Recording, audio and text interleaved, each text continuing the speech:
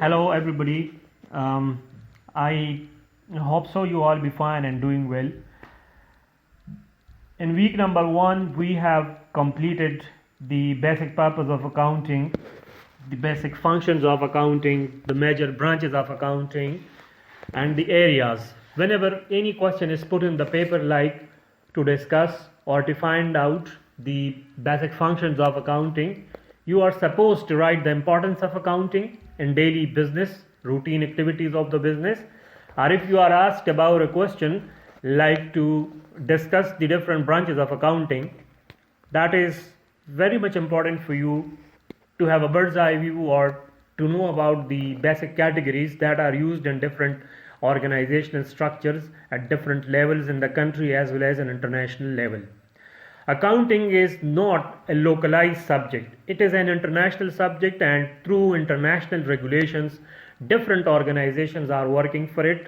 Different organizations are developing the financial standards and the international accounting standards for this accounting subject. Financial Accountancy Standard Board, the American Institute of Certified Accountants, and the very important and the very huge is the GAPE, the generally accepted accounting principles, which are backed by the Financial Accountancy Standard Board, and it becomes the international financial standards. From time to time, they have updated. From time to time, they have made different. Different improvements. They have predicted and presented different theories for it, and then they developed certain standards which are to be followed very strictly for working on accounting.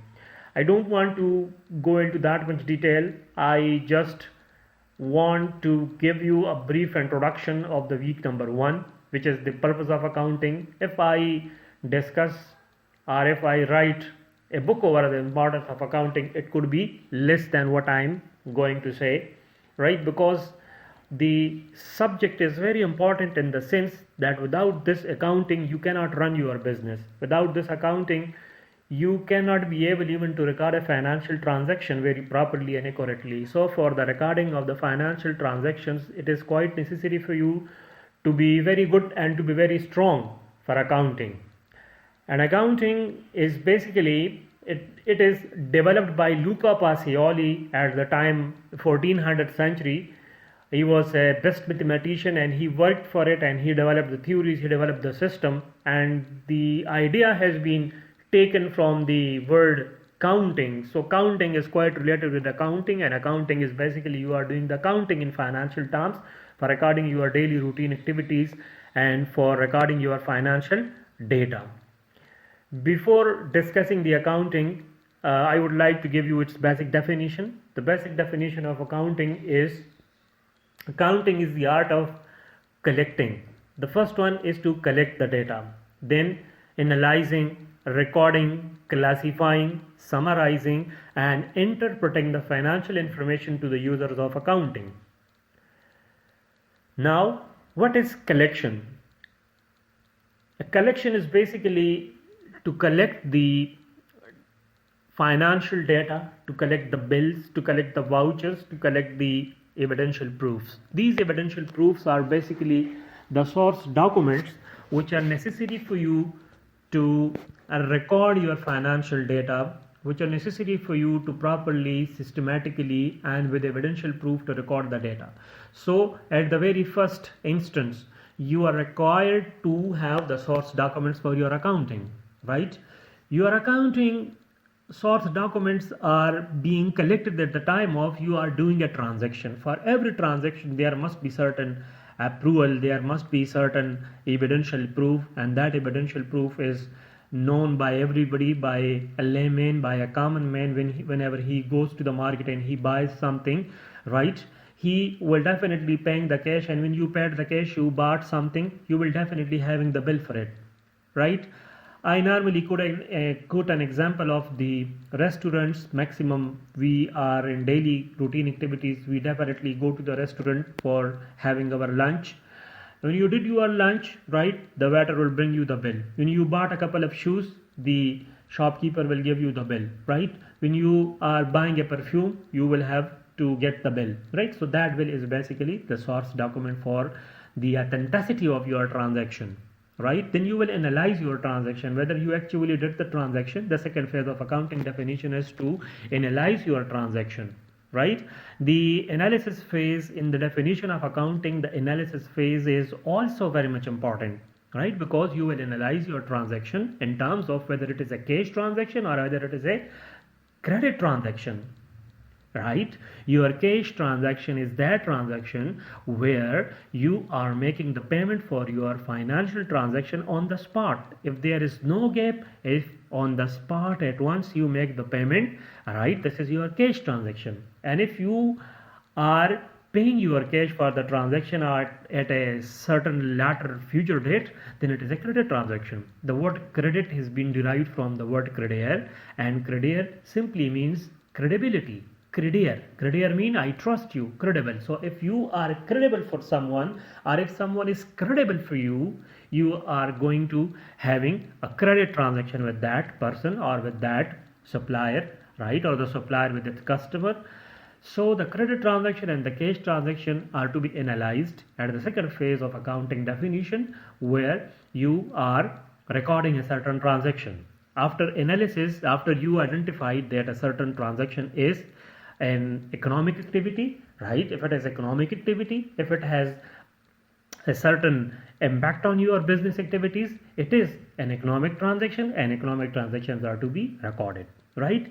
Then the third phase, that is the recording phase. Recording can be done in journal. A journal, the word derived from a French word jour, which means to record something on daily basis, right? So you are recording on daily basis, and you are updating your financial books, your financial data on daily basis, and on daily basis you are supposed to update, to record with proper date, with proper day, right?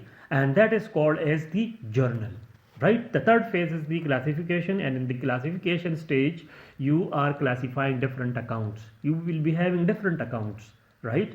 For building there will be a separate account, for machinery there will be a separate account, for the furniture you will be having a separate account, for cash, for rent, for capital, for equipments, for your accounts payable, for your accounts receivable, for the equipments, for the machinery, for the land, for the expenses, for the revenues, for the liabilities. Every category can be recorded separately, and this categorization, the separate recording of every business account is called as classification, and this could be done in ledger, right? Then summarizing is the last stage, where you will be summarizing and you will be extracting the balances out of the ledger accounts, and these balances are then recorded properly in the trial balance, right? On the left side, which is called the debit side, you will be recording all the assets, right, and expenses, or on the right side, credit side, you will be recording revenues, liabilities, and capital, right? Then the interpretation of the financial information, that is the presentation and depiction of your financial statements, which is income statement and balance sheet, right? If you remember your class lecture, I told you in detail that revenues minus expenses, either will be profit or loss, is income statement, and the balance sheet, asset is equal to liabilities plus capital, or in other words, asset is equal to equity, that is your balance sheet, right? These two you will be dealing.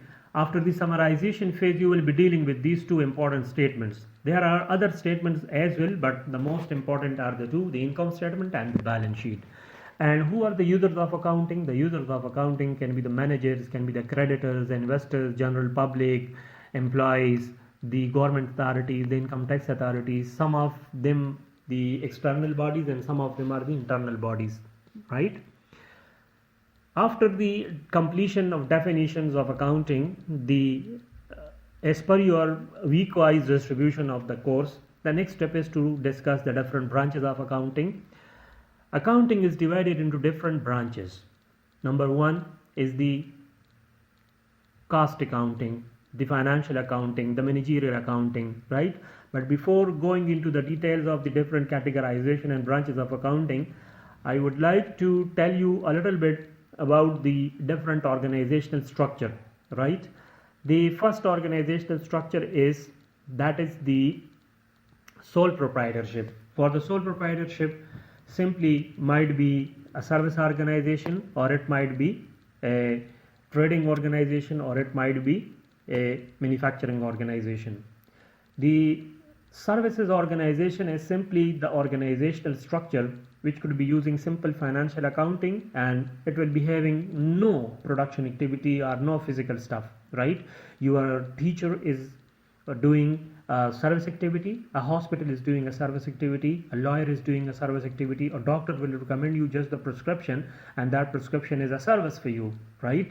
A lawyer, an advocate, right? Certain organizations are just providing their services for a sum of money, and they are also using a simple financial accounting.